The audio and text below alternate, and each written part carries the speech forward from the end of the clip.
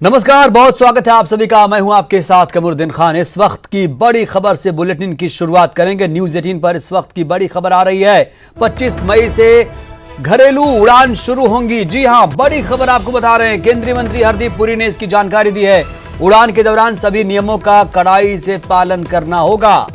हवाई यात्रा से जुड़े नियम जल्द बताए जाएंगे। गृह मंत्रालय ने आदेश जारी किया है।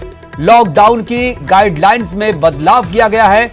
घरेलू उड़ानों पर लगी रोक को हटाया गया। नागरिक उड्डयन मंत्रालय ने गाइडलाइंस जारी कर दिया है। तो बड़ी खबर आपको बता रहे हैं, 25 मई से घरेलू उड़ानें, डोमेस्टिक फ्लाइट्स शुरू हो जाएंगी और जो रोक लगी थी इस पर उसे फिलहाल हटा दिया गया है। नागरिक उड्डयन मंत्रालय गाइडलाइंस इस पर जारी करेगा। एमएचए ने कहा हवाई यात्रा से जुड़े नियम जल्द बताए जाएंगे। बड़ी खबर आप तक पहुंचा रहे हैं न्यूज 18 पर। इस वक्त की सबसे बड़ी खबर बता रहे हैं आपको। 25 मई से शुरू होंगी घरेलू उड़ानें।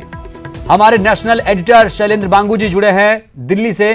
शैलेंद्र, पूरी खबर बताएं, साथ ही ये भी बताएं कि टिकट की बुकिंग कब से शुरू हो सकती है। देखिए, आपको बता दें कि आज एक ट्वीट के जरिए केंद्रीय नागरिक उड्डयन मंत्री हरदीप सिंह पुरी ने एक ट्वीट किया जिसमें उन्होंने कहा कि आंशिक रूप से फ्लाइट्स को रिज्यूम किया जा रहा है और 25 मई से ये सर्विसेज शुरू हो जाएंगी। इसके बाद आपको याद दिला दें, क्योंकि गाइडलाइन जो हाल ही में सामने आई थी गाइडलाइंस, उसमें साफ लिखा हुआ था कि उड़ानों पर रोक लगी रहेगी। तो ऐसे में अब गृह मंत्रालय ने भी अपनी गाइडलाइंस में बदलाव किया है और अब उसमें जो प्रतिबंध था फ्लाइट्स को लेकर, उस प्रतिबंध को खत्म कर दिया गया। तो ये कहा जा सकता है कि फ्लाइट्स रिस्टोर करने को लेकर एक बड़ा कदम है। वहीं गृह मंत्रालय से यह भी कहा गया है कि फ्लाइट्स फंसे हुए यात्रियों को ले जाने के लिए शुरू की जा रही हैं। तो इसमें हालांकि इतनी डिटेल्स हमारे पास अब तक नहीं आई है। कल दोपहर 3 बजे civil aviation minister Hardeep Puri की एक प्रेस कॉन्फ्रेंस होगी। सभी डिटेल्स तभी सामने आ पाएंगे। लेकिन फिलहाल एक बहुत बड़ी राहत, एक तरफ जहां 1 जून से 200 ट्रेनें चलने वाली हैं, आम पैसेंजर्स के लिए नॉन एसी ट्रेन चलने वाली है, और वहीं उसी तरफ अब 25 मई से डोमेस्टिक एयरलाइंस जो है वो ऑपरेट कर पाएंगे। एक बड़ी बात यह है कि हवाई यात्रा के दौरान शैलेंद्र, ये देखा जाता है कि एक सीट पर 2-3 यात्री बैठ सकते हैं। तो उस दौरान सोशल डिस्टेंसिंग का पालन कराना कितनी बड़ी चुनौती होगी? बिल्कुल बिल्कुल, सोशल डिस्टेंसिंग का ना सिर्फ फ्लाइट के अंदर बल्कि एयरपोर्ट के ऊपर भी इसको लागू किया जाएगा। मास्क, सैनिटाइजर और इन फ्लाइट जो सोशल डिस्टेंसिंग होगी वो भी जरूरी होगा। लेकिन ये तो जो डिटेल्स हैं इसको लेके ministry of civil aviation detail guidelines जारी करेगी। इस बात का भी जिक्र किया गया था ट्वीट में, और माना जा रहा है कि सोशल डिस्टेंसिंग का खास ध्यान रखा जाएगा। और एयर ट्रेवल को आंशिक रूप से, जैसे कि हमने पहले भी देखा कि ट्रेन को भी पार्शली शुरू किया गया, उसी तरह से इस सर्विस को भी फिलहाल पार्शली शुरू किया जाएगा। लेकिन अब देखना ये होगा कि जो एयरलाइंस हैं ये कहाँ के बीच में ऑपरेट करेंगी, क्योंकि एयरलाइंस चाहती हैं कि वो बड़े शहरों के बीच में ऑपरेट करें। लेकिन सरकार का ये मानना है कि अभी जो छोटे शहर हैं वहां पर ये शुरुआत की जाए। लेकिन बड़े जो एयरलाइंस है वहां पर छोटे शहरों से उनकी इतनी इनकम नहीं होती है, तो ऐसे वो बड़े शहरों तक भी सर्विस देना चाहते हैं। लेकिन अब देखना ये होगा कि जो कल की प्रेस कॉन्फ्रेंस 3 बजे होती है उसमें क्या कुछ डिटेल सामने आती है। लेकिन फिलहाल ये साफ हो चुका है कि 25 मई से फ्लाइट कुछ आंशिक रूप से रिस्टोर होंगी। लेकिन कहाँ कहाँ वो फ्लाइट जाएंगी और किस तरह से गाइडलाइंस की जारी होंगी उसका थोड़ा इंतजार करना होगा। शैलेंद्र, आपने कहा कि जो फंसे हुए लोग हैं खास तौर से उनके लिए ये सुविधा है। हमने देखा कि जो आर्थिक गतिविधियां हैं पूरे देश में लगभग शुरू हो चुकी हैं। तो क्या कोई अगर बिजनेसमैन है, व्यापारी है, कोई कहीं जाना आना चाहता है, उसके लिए भी ये सेवा है? देखिए, अभी तक ये क्लियर नहीं है। हालांकि देखिए, जो ट्वीट हरदीप पुरी का था, जो इन्फॉर्मेशन सिविल एविएशन मिनिस्टर से मिल रही है, उसके मुताबिक ये कमेंसमेंट ऑफ फ्लाइट्स है, डोमेस्टिक फ्लाइट्स खाली। लेकिन जो गृह मंत्रालय की तरफ से जिस तरह से जानकारी आ रही है उसके मुताबिक उसमें लिखा हुआ कि जो फंसे हुए यात्री हैं उनके लिए यह सुविधा दी जा रही है। लेकिन इसमें टेक्निकलिटीज क्या रहेंगी ये अब तक साफ नहीं है। क्या इसको भी श्रमिक एक्सप्रेस की तरह चलाया जाएगा कि जिस तरह से जो लोग फंसे हुए हैं स्टेट्स के बीच में इसको ऑपरेट किया जाएगा, या रजिस्ट्रेशन पहले उनकी होगी, या ये बिल्कुल कोई भी आदमी। जो चीजें शैलेंद्र क्लियर नहीं है वो प्रेस कॉन्फ्रेंस में कल साफ हो सकती हैं। बहुत बहुत शुक्रिया आपका तमाम ताजा जानकारी पहुंचाने के लिए। इधर रेलवे स्टेशन पर अब सभी कैटरिंग वेंडिंग स्टॉल खुल जाएंगे। जी हां, तत्काल प्रभाव से कैटरिंग वेंडिंग स्टॉल खुलेंगे। रेलवे बोर्ड ने महत्वपूर्ण फैसला लिया है। स्टेशन पर बुक स्टॉल, केमिस्ट स्टॉल खुलेंगे, फूड प्लाजा और रिफ्रेशमेंट रूम भी खुलेंगे। कुक्ड फूड बेचे जा सकेंगे, लेकिन बैठकर खाने की व्यवस्था नहीं होगी, ये खास ख्याल रखिएगा।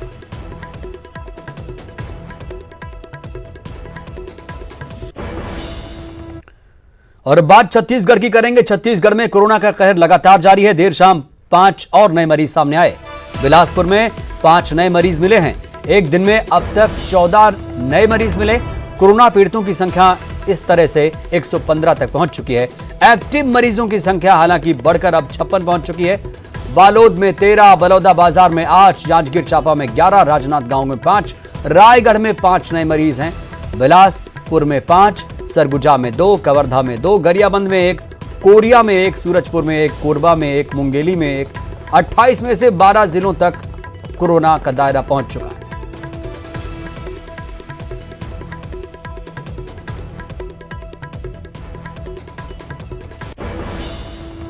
और मुरैना से इस वक्त की बड़ी खबर, जहां पर 14 नए कोरोना पॉजिटिव मरीज मिले हैं और इस तरह से कुल एक्टिव मरीजों की संख्या 34 हो चुकी है।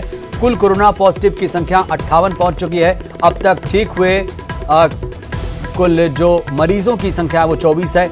एक दिन में सबसे ज्यादा 20 मरीज आज मिले हैं। सुबह 6 मरीज मिलने की पुष्टि हुई थी। देर रात आई रिपोर्ट में 14 मरीज की पुष्टि हुई है।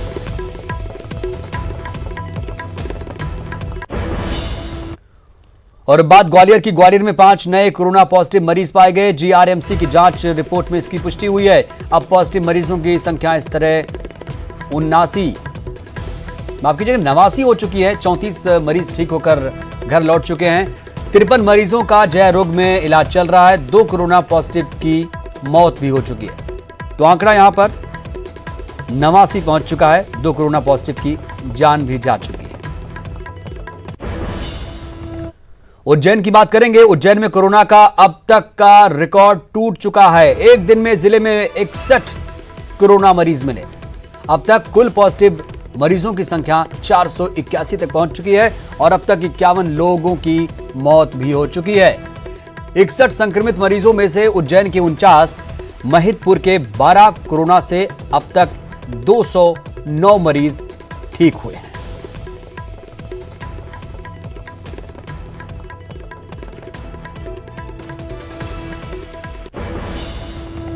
और बात पूरे मध्य प्रदेश की। एमपी में अब तक 5,885 कोरोना के केस सामने आ चुके हैं, जिसमें से 2,853 ठीक हुए हैं। 265 की मौत हुई है। इंदौर में 2,715 पॉजिटिव केस हैं। 105 की मौत हुई है। 1174 मरीज ठीक होकर घर लौटे। मुरैना में 58 पॉजिटिव केस हैं। 24 ठीक होकर घर लौटे हैं। उज्जैन में 481 पॉजिटिव केस, 50 की मौत की खबर है। हालांकि ये आंकड़ा अब 51 तक पहुंच चुका है। 209 मरीज ठीक होकर घर लौटे। जबलपुर में 188 कोरोना पॉजिटिव मरीज हैं। 9 की मौत हुई है। 114 ठीक हुए। भोपाल राजधानी की बात करेंगे। अब राजधानी में 1104 तक का आंकड़ा पहुंच चुका है। 39 की मौत हुई है। 725 मरीज ठीक होकर घर लौटे हैं। ग्वालियर में 89 पॉजिटिव केस सामने आए हैं। 2 की मौत हुई है। 34 मरीज ठीक हुए।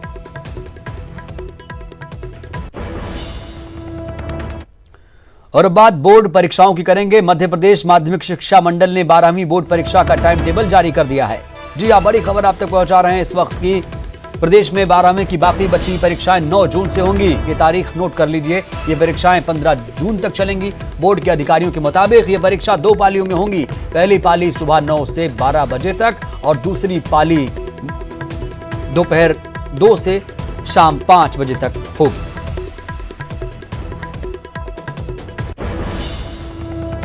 भोपाल से बड़ी खबर, मध्य प्रदेश से इस वक्त की बड़ी खबर यह है कि राज्य सरकार के विभागों को निर्देश जारी किया गया है। सरकारी और निजी दफ्तरों के लिए नए आदेश जारी किए गए। रेड जोन वाले जिलों में 50% कर्मचारी उपस्थित रहेंगे, मौजूद रहेंगे। 33% कर्मचारियों की संख्या बढ़कर अब 50% हो चुकी है। अधिकारियों को 100% मौजूद रहना होगा, हाजिर रहना होगा।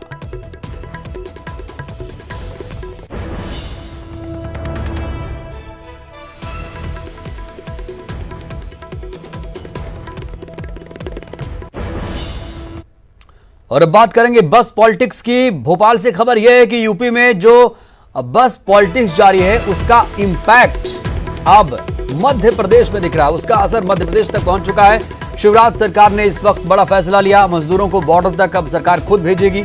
यूपी बॉर्डर तक ले जाने के लिए लगाई गई हैं बसें, और इन बसों की संख्या आप जान लीजिए, 850 बसें हैं, अतिरिक्त बसें यूपी बॉर्डर तक भेजेगी शिवराज सरकार।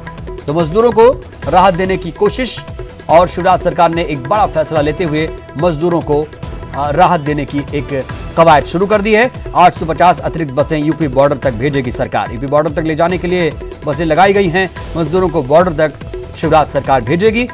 तो यूपी में जो बस पॉलिटिक्स जारी है, उसका इंपैक्ट, उसका असर मध्य प्रदेश में भी देखा जा सकता है।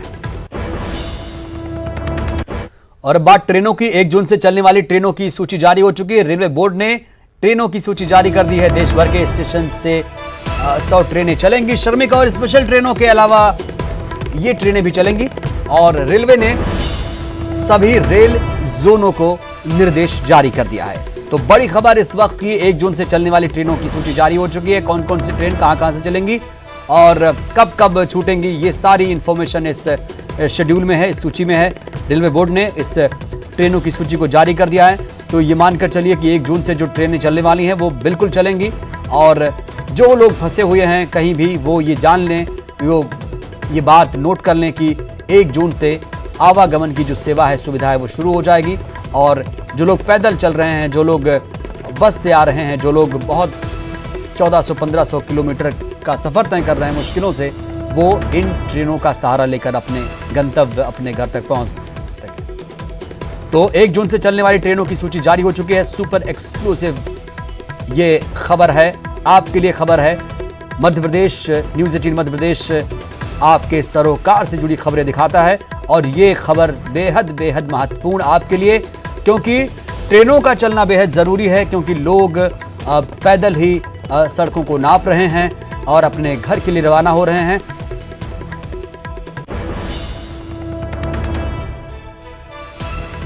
और आपको एक अपडेट ये दे दें कि हजरत निजामुद्दीन दिल्ली से हबीबगंज तक ट्रेन चलेगी, यानी मध्य प्रदेश की कनेक्टिविटी यहां पर है। अगर आप दिल्ली में फंसे हैं तो आप हजरत निजामुद्दीन स्टेशन से ट्रेन पकड़कर सीधे मध्य प्रदेश पहुंच सकते हैं। श्रमिक और स्पेशल ट्रेनों के अलावा बाकी ट्रेनें भी चलेंगी। उन ट्रेनों की सूची, इस ट्रेनों की सूची ये जो दिखा रहे हैं, इसमें सारी ट्रेनों की इंफॉर्मेशन है, कहां से कब कैसे ये ट्रेनें चलने वाली हैं। तो ये बात पक्की है कि 1 जून से, खबर पक्की है कि 1 जून से ट्रेनें चलेंगी, और इसको लेकर रेलवे बोर्ड ने बड़ा फैसला लिया है, और रेलवे बोर्ड ने ट्रेनों की सूची जारी कर दी है। 1 जून से हजरत निजामुद्दीन हबीबगंज स्टेशन तक ट्रेन चलेंगी। देश भर के स्टेशन से 100 ट्रेनें चलेंगी। बड़ी खबर, श्रमिक और स्पेशल ट्रेनों के अलावा जो खास ट्रेनें हैं वो भी चलेंगी। 1 जून से हजरत निजामुद्दीन हबीबगंज एक्सप्रेस ट्रेन चलेगी। फिलहाल वक्त एक छोटे से ब्रेक का।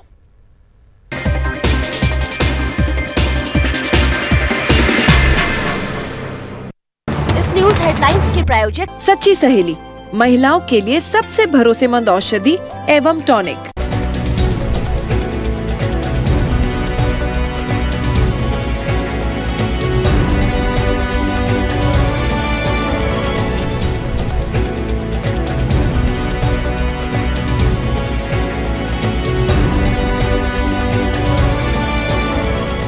ऐ खुदा बस एक ख्वाब सच्चा दे दे, अब की बरस मॉनसून अच्छा दे दे। जी हाँ, ये उन दिलों की आवाज है जिसे हम अन्नदाता किसान कहते हैं। किसानों की जो चिंता करे उसे छत्तीसगढ़ की सरकार कहते हैं, और इन्हीं किसानों की चिंता करते हुए सीएम भूपेश बघेल ने राजीव गांधी न्याय योजना शुरू करने का फैसला लिया। देखिए रिपोर्ट। याद कीजिए साल 2018 विधानसभा चुनाव का वह वादा, जिसमें कांग्रेस ने 2500 रुपए प्रति क्विंटल की दर से धान खरीदी का वादा किया था। चुनाव का नतीजा आया, कांग्रेस की सरकार बनी, तत्कालीन पीसीसी चीफ भूपेश बघेल मुख्यमंत्री बने और किसानों से किया अपना वादा पूरा किया। जी हाँ, इस कोरोना काल के भीषण संकट में देश भर की सरकारों में अगर कोई तय समय पर अपना वादा पूरा कर रहा है तो वह है छत्तीसगढ़ की भूपेश बघेल सरकार। भूपेश बघेल सरकार पूर्व प्रधानमंत्री राजीव गांधी की पुण्यतिथि 21 मई के मौके पर छत्तीसगढ़ में राजीव गांधी न्याय योजना शुरू करने जा रही है, जिसके तहत 5700 करोड़ रुपए की राशि डीबीटी के माध्यम से 4 किश्तों में किसानों के खातों में डाली जाएगी। प्रदेश में धान, मक्का और गन्ना के 19 लाख किसानों को इसका सीधा लाभ मिलेगा। आगामी सीजन में दलहन और तिलहन पर भी न्याय योजना का किसानों को लाभ मिलेगा। इतना ही नहीं, प्रदेश के गन्ना किसानों को वर्ष 2018-19 का बकाया बोनस 10.27 करोड़ रुपए भी दिया जाएगा। आधुनिक भारत के स्वप्नद्रष्टा भारत रत्न पूर्व प्रधानमंत्री श्री राजीव गांधी जी की शहादत दिवस 21 मई को है। हम सब उनके बताए हुए रास्ते पर चलते हैं। उस दिन एक नई योजना हम छत्तीसगढ़ में लागू करने जा रहे हैं, जिसका नाम राजीव गांधी किसान न्याय योजना। 19 लाख किसानों को, चाहे वो धान उत्पादक हो, चाहे गन्ना उत्पादक हो, चाहे वो मक्का उत्पादक हो, उनके खाते में 5,700 करोड़ रुपया अंतरित किए जाएंगे। ये 4 किस्तों में होगा और आज के समय में छत्तीसगढ़ के किसानों को सही मायने में ये बहुत बड़ी सहायता होगी।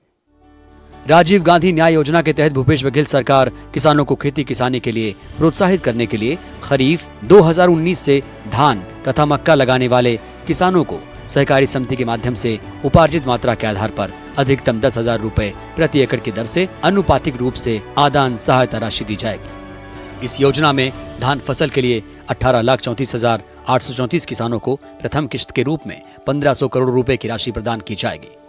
शेष किस्त का भी भुगतान जल्द किया जाएगा।